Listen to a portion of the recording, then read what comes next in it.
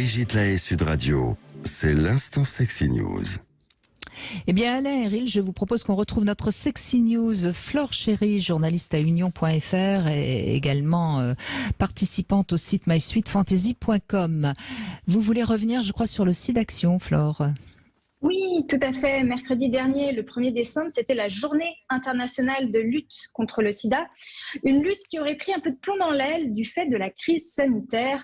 En 2020, le nombre de tests de sérologie a baissé de 14% en un an. Alors, on peut supposer que le nombre de relations sexuelles à risque a également chuté du fait du confinement. Reste que le dépistage était le premier rempart pour éviter les contaminations au VIH et que l'on peut parfaitement être porteur sans le savoir. La crise a aussi accéléré le souci d'information et de mauvaise prévention auprès des jeunes. L'IFOP révélait en février dernier qu'un tiers des 15-24 ans se considéraient mal informés sur le sida et le VIH, une hausse de 22 points en 10 ans. Un quart des jeunes déclarent ne pas avoir bénéficié d'informations au cours de sa scolarité sur ce sujet-là, soit 10 points de plus en 5 ans. Et malgré tout, un tiers des jeunes estiment avoir moins de risques que les autres d'être contaminés, un chiffre également en hausse que dénoncent de nombreuses associations. Ce serait le syndrome du super-héros, ces jeunes donc mal renseignés qui pensent que parce qu'ils ne savent pas, le virus n'avance pas. Résultat, actuellement 13% de nouvelles découvertes de séropositivité concernent les jeunes de moins de 25 ans, un chiffre donc assez représentatif sur cette population. L'association SIDAction cible cette population très particulière en renforçant les actions de prévention les concernant. Ils ont par exemple lancé un jeu en ligne unforgettables.fr où l'on doit retrouver le titre d'un film à partir d'une scène de sexe au sein de laquelle un préservatif a été ajouté. C'est bien sûr pour sensibiliser à l'utilisation du préservatif. C'est assez amusant et j'invite vraiment les auditeurs à y aller et à le partager aux plus jeunes. On rappelle tout de même que les jeunes, s'ils font partie des contaminations entre guillemets facilement évitables avec une bonne prévention, ce ne sont pas les premiers de ligne. Les personnes les plus touchées par le VIH, selon Santé publique France, restent ce qu'ils appellent HSH, les hommes ayant des rapports sexuels avec les hommes, ainsi que les hétérosexuels nés à l'étranger, qui représentent respectivement 43% et 37% des découvertes de séropositivité, des personnes qui sont parfois dans des situations précaires et qui n'ont ni le temps ni les moyens de prendre en charge leur santé. Autre sujet touché par la crise sanitaire du Covid-19, celui de la recherche. Et là, on est vraiment sur un sujet à double tranchant. Parce que si les experts, les scientifiques, les épidémiologistes, les virologues se sont écartés le temps d'un an ou deux de leur recherche sur le sida, les travaux liés à la recherche d'un vaccin pour le VIH et notamment la technologie de l'ARN messager pourraient servir grandement aux recherches sur le vaccin du VIH.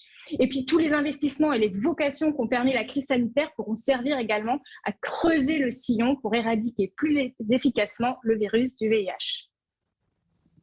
Oui, alors c'est intéressant parce que ce virus du sida, ça fait quand même ça fait 40 ans à peu près qu'il est là. Oui.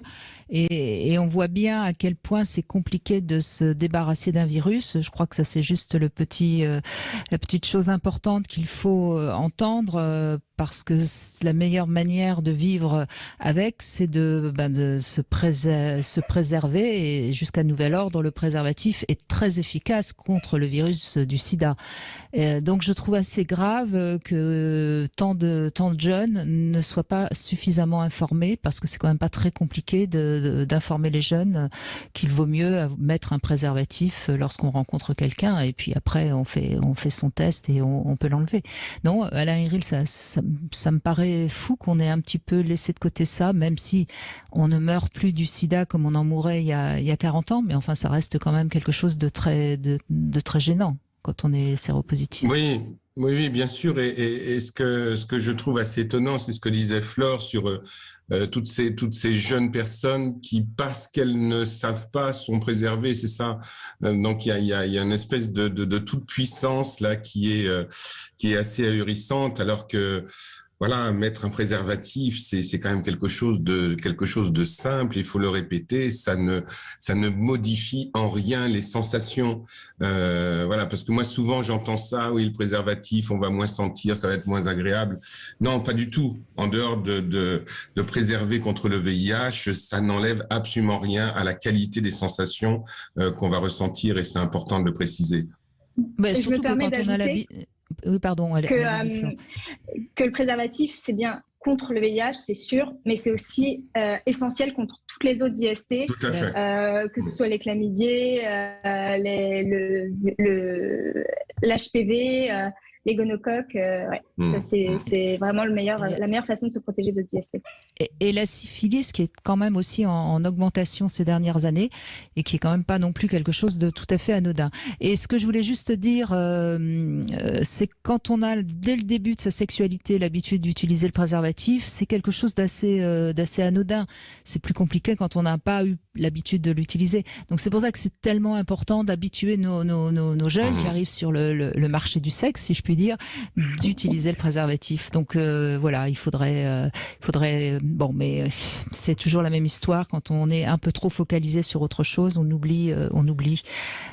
Voilà. Merci en tout cas, Flore Chéry, de nous l'avoir rappelé. Merci beaucoup.